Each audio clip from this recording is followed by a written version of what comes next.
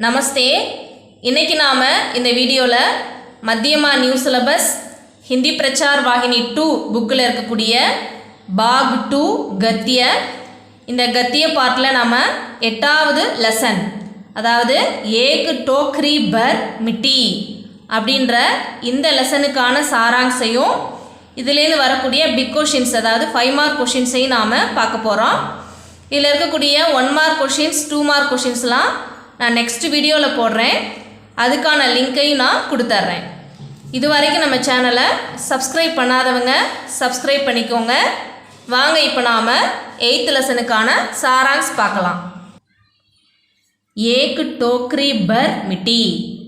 இந்த சாராங்ஸ் உங்களுக்கு புக்கில் பேஜ் நம்பர் 209 209 இருக்குது.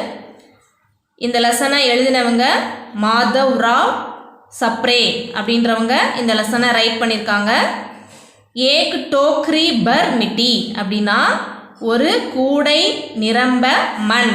டோக்ரி அப்படின்னா கூடை, பர் அப்படின்னா முழுவதும், நிரம்ப, மிட்டி அப்படின்னா மண். ஒரு கூடை நிரம்ப மண் அப்படின்னு அர்த்தம். ஏக் ஜமீன்தார் கே महल के पास एक गरीब विधवा की झोंपड़ी थी. ஒரு ஜமீன்தாருடைய மஹால், அதாவது அரண்மனை, மஹால் அப்படின்னு சொல்லுவோம் இல்லையா, மஹாலுக்கு அருகே, கே பாஸ் அப்படின்னா அருகே, ஒரு ஏழை, கரீப் அப்படின்னா ஏழை, ஏழை விதவையினுடைய, வித்வா அப்படின்னா விதவை, ஏழை விதவையினுடைய குடிசை இருந்தது. ஜோம்படி அப்படின்னா குடிசை, குடிசை இருந்தது.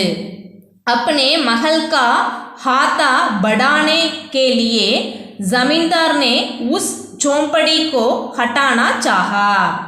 தன்னுடைய மஹாலை அதாவது தன்னுடைய மஹாலுடைய ஏரியாவை அவர் விரிவுபடுத்துவதற்காக, படானே கேலியே விரிவுபடுத்துவதற்காக ஜமீன்தார் அந்த குடிசையை நீக்க விரும்பினார். அதாவது நீக்கணும் அப்படின்னு அவர் ஆசைப்படுறாரு. ஹட்டானா அப்படின்னா நீக்கிறது. இந்த குடிசையை எப்படியாச்சும் இங்கேருந்து நம்ம அப்புறப்படுத்தணும் அப்படின்னு விரும்புகிறாரு. इसके लिए कई तरह से समझाने पर भी विधवा मानने वाली नहीं थी. அதாவது இதுக்காக பல முறை, அதாவது கை அப்படின்னா பல, தரக்னா முறை, பல முறையாகவே சம்ஜானே பர்பி அவங்கக்கிட்ட சொல்லியும், அதாவது புரிய வச்சோம், விதுவா அதை ஏற்றுக்கொள்ளவில்லை, விதவை பெண் அதை ஏற்றுக்கொள்ளவில்லை. क्योंकि उस विधवा बुढ़िया तो कई जमाने से वही बसी थी. ஏனென்றால் உஸ் வித்வா அந்த விதவை, அதாவது அந்த விதவை மனுஷி, அதாவது அந்த முதியவள், புடியா அப்படின்னா முதியோர், அந்த வயதான விதவை பெண் என்ன பண்ணுறாங்கன்னா பல காலமாக, கை ஜமானே சே அப்படின்னா பல காலமாக, ஜமானே அப்படின்னா காலம், பல காலமாகவே அங்கே தான் அவங்க வாழ்ந்து வர்றா, அங்கே தான் அவள் தங்கியிருக்கா, அந்த குடிசையில் தான் அவங்க தங்கியிருக்காங்க. अपने पड़ोसी जमींदार की इच्छा सुनने से वह मृतप्राय हो गई थी. அதாவது அந்த ஜமீன்தாரனுடைய விருப்பத்தை, அதாவது அந்த ஜமீன்தார் இப்படி செய்ய போகிறாரு அப்படின்னு அவருடைய இச்சா, அவருடைய ஆசையை கேட்டதிலிருந்தே வஹ் அவள் மிருத்பாய், அதாவது ஒரு என்ன சொல்கிறது, இறந்து போனதுக்கு சமமாக, அதாவது என்ன சொல்கிறது, நடைப்பிணமாக, உயிரற்றவளாக, அதாவது உடம்பு மட்டும்தான் இருக்குது, அவருடைய ஜீவனே போயிட்டு அது மாதிரி அவள் ஃபீல் பண்ணுறா, அதாவது நடைப்பிணமாகவே ஆகிவிட்டாள். நம்ம குடிசையை அப்புறப்படுத்த போகிறாங்களா அப்படின்னு சொல்லிட்டு அவர் ரொம்ப மனசு உடஞ்சு போயிட்டா. ஜப் ஸ்ரீமான் கே சப் பிரயத்ன நிஷ்ஃபல் ஹுயே தோ ஸ்ரீமான் நே अदालत के द्वारा झोंपड़ी पर कब्जा कर लिया और विधवा को भगा दिया. அதாவது எத்தனையோ தடவை முயற்சி செஞ்சும் அவர் தோல்வி அடைஞ்சிட்றாரு. அதனால அவர் என்ன பண்ணுறாருனாக்கா அதாலத் நீதிமன்றம், அதாவது நீதிமன்றத்தின் மூலமாக, துவாரானா மூலமாக, வழியாக, அதாலத்துக்கே துவாரா நீதிமன்றத்தின் வழியாக, ஜோம்படி பர் கப்ஜா கர் லியா, அவர் பெரிய பணக்காரர் இல்லையா, அதனால் கொஞ்சம் அப்படி இப்படின்னு செஞ்சு அந்த குடிசையை தன் வசப்படுத்தி கொண்டார். அதோட வித்வாக்கோ பகா தியா, விதவை பெண்ணையும் என்ன பண்ணுறாரு, துரத்திட்டார். இசி காரன், இதன் காரணமாக பேச்சாரி கஹி பாஸ் படோஸ் மே ஜாக்கர் ரஹ்னே லகி. அவள் ரொம்ப துக்கத்தோடு என்ன பண்ணுறா அப்படின்னா அவள் வந்து ஒரு ஆதரவே இல்லாமல், யாருமே இல்லை அவளுக்கு. இப்போ அவளுக்கு தங்குறதுக்கு இருந்த அந்த குடிசையும் போயிடுச்சு. அதனால் எங்கேயாச்சும் யாராச்சும் தெரிஞ்சவங்க வீட்டில் அப்படி இப்படின்னு கொஞ்சம் நாள் இருந்து அவள் தங்கியிருக்கா. एक दिन उसने ज़मींदार से विनती करके अपनी झोंपड़ी की ज़मीन से एक टोकरी भर मिट्टी मांगी. ஒரு நாள் அந்த ஜமீன்தாரிடம் போய் அவள் வேண்டி கெஞ்சி கேட்குறா. வினதினா வேண்டுறது, கெஞ்சி கேட்குறா. ஐயா, நான் என்னுடைய இந்த கூடையில், அந்த குடிசையில், நான் வாழ்ந்த அந்த குடிசையிலிருந்து ஒரு கூடை மண் மட்டும் நான் எடுத்துக்கிறேன் அப்படின்னு அவள் வேண்டினாள். மாங்கி அப்படின்னா டிமாண்ட் பண்ணுறது, வேண்டுறது. ஜமீன்தார் நே பி मान लिया. ஜமீன்தாரும் ஓகே சொல்லிட்டார், எடுத்துக்கோங்கம்மா அப்படின்னு சொல்லிட்டார்.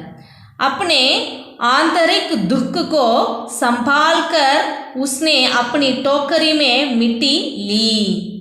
அதாவது அவள் அந்த குடிசைக்குள்ளே நுழைஞ்சோனையுமே அவளுக்கு துக்கம் தாங்க முடியலை. ஏன்னா பல ஆண்டு காலமாக அந்த குடிசையில் வாழ்ந்தவ இல்லையா, அதனால் அவளுக்கு அதாவது அவள் மனசுக்குள்ளேருந்து இருந்த துக்கம் அவளுக்கு தாங்க முடியலை.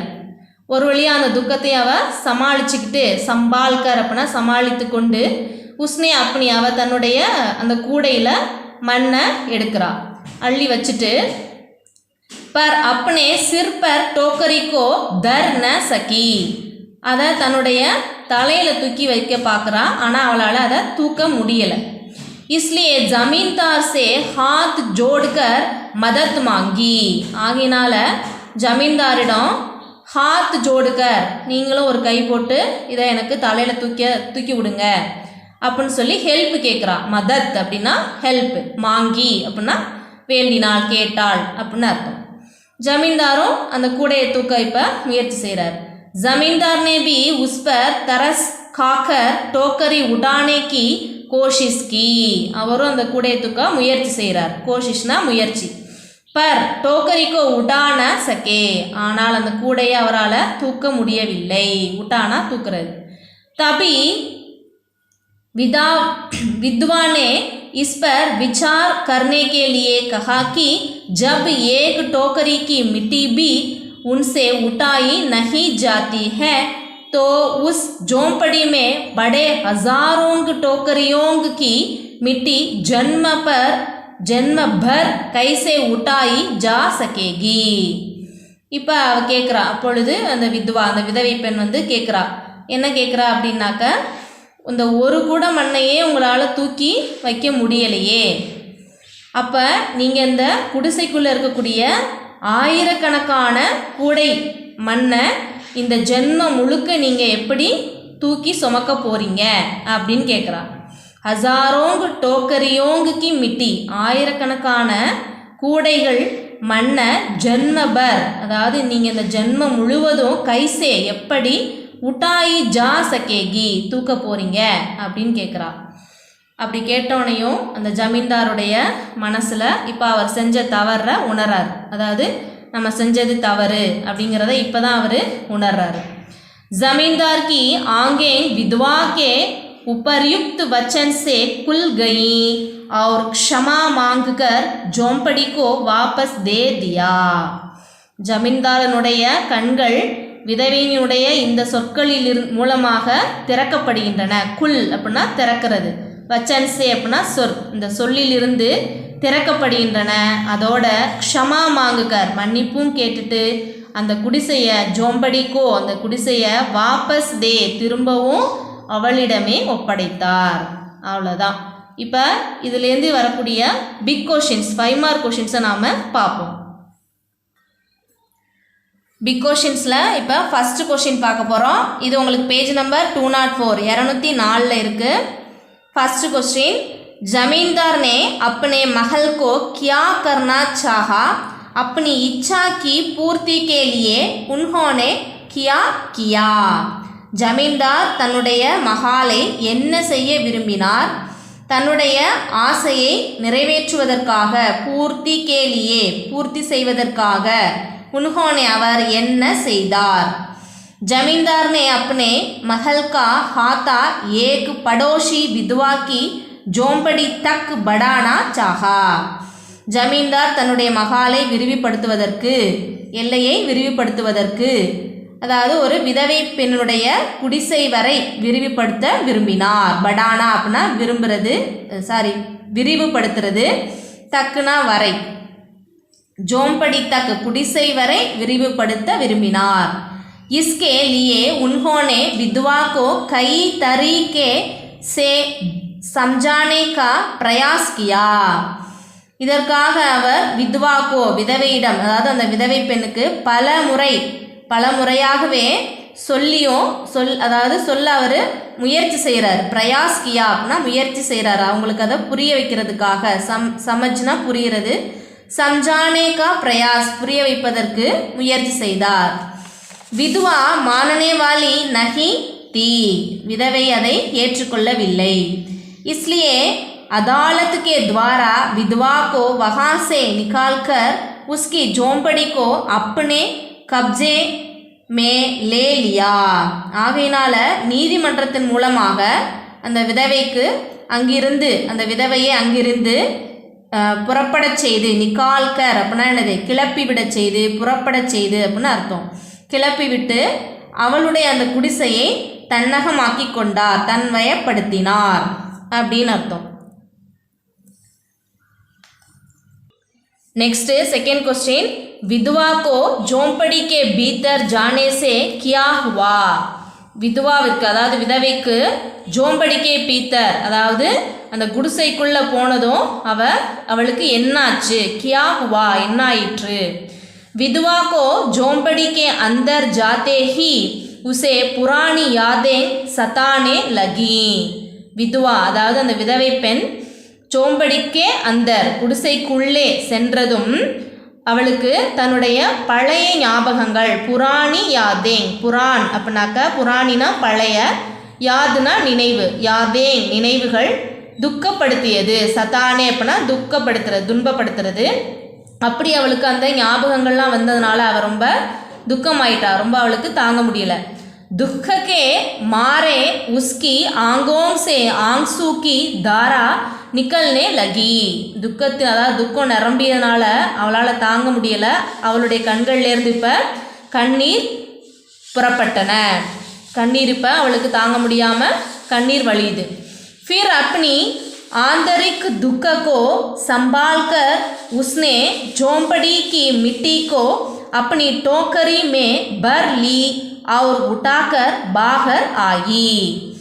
பிறகு அவள் தன்னுடைய அந்த துக்கத்தை, அதாவது மனசுக்குள்ளே இருக்கக்கூடிய அந்த துக்கத்தை எல்லாம் சமாளிச்சுக்கிட்டு, ஒரு வழியாக அவள் சமாளிச்சுக்கிட்டு தன்னை கண்ட்ரோல் பண்ணிவிட்டு அந்த குடிசைக்குள்ளே இருக்கக்கூடிய மண்ணை, மிட்டிக்கோ மண்ணை, அப்பனி டோக்கரி தன்னுடைய கூடையில் நிரப்பி அதை எடுத்துக்கிட்டு எங்கே வெளியில் வர்றா, பாகர் ஆகி வெளியே வந்தாள். ஹாத் ஜோடுகர் विनती की कि जमींदार उस टोकरी को विधवा के सिर पर रखने के लिए अपना हाथ बढ़ाएं. அதாவது அந்த கூடையை அவளால் தூக்க முடியலை, அப்படி தான் நம்ம எஸ்ஸேல படித்தோம் இல்லையா.